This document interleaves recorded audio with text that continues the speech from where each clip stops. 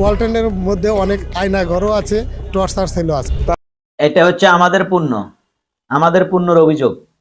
আমরা গর্ব করে বলি যে আমাদের পণ্য,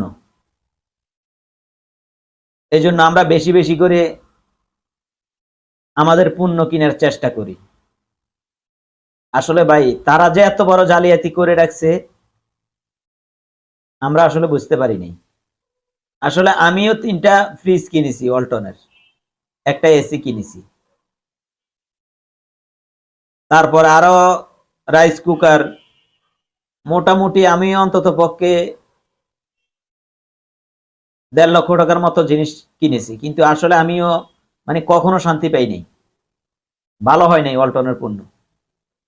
কারণ আমার এসিটা তো দোকানেও আমার মানে পর্যাপ্ত পরিমাণে ঠান্ডা হচ্ছে না। সবাই অভিযোগ দিতেছে যে কি ধরনের এসি এটা। আসলে আমরা তো বুঝতে পারিনি, আমরা তো আগে কখনো এসি ব্যবহার করিনি যে কোন ধরনের এসিতে কতটুকু ঠান্ডা হয়। তারা যে এত মানহীন পণ্য বিক্রি করে আমরা তো আসলে বুঝতে পারিনি। আমরা সেই ধরনের হয়তো ঘাটাঘাটি করিনি, বিধে আমরা বুঝিনি। এজন্য আসুন সবাই মিলে ওয়ালটনের বিরুদ্ধে সোচ্চার হন, সবাই মিলে প্রতিবাদ করেন, জানি এই কোম্পানি জানি এত বড় জালিয়াতি করে তারা জানি বাংলাদেশে আর জানি না থাকতে পারে।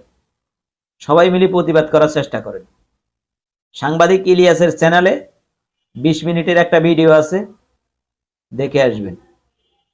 সবাই ওইটা শেয়ার করে দিবেন, বেশি বেশি করে শেয়ার করে দিবেন। কিছু কথা শুনেন যে কি পরিমাণ তারা জালিয়াতি করছে।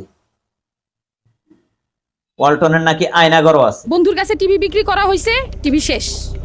মানিজ্যত আছে এখানে, চিটারি ব্যবসারি ব্যবসা করি নাকি আমরা। ভয়াবহ যেটা তারা একটা সন্ত্রাসী একটা আন্ডারগ্রাউন্ডে যেটা করতেছে অনেকেই জানে না, রিকভারি টিম। ওয়ালটনের মধ্যে অনেক আয়না ঘরও আছে, টর্চার সেলও আছে। তারা যা করছে, অট্টালিকা যা করছে, তা আমাদের মতো যে ডিলার যারা আছে সবারকে মাইরে করছে এই অট্টালিকা। পরে ওনারা বললো না, আপনারা মামলা করবো না, মামলা ছাড়া বহুত কিছু করার আছে, অনেক কিছু করা যায়, আপনারা অন্যভাবে সিস্টেম করব।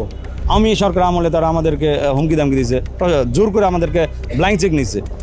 একসাথে থাকতে পারি জেলখানায়, এই দুযুগের থেকে জেলখানা অনেক ভালো। ভিডিওটা ভালো লাগুক খারাপ লাগুক, নতুন করে একটা কাজ শুরু করছি, উৎসাহ দেওয়ার জন্য চ্যানেলটা সাবস্ক্রাইব করে রাখবেন।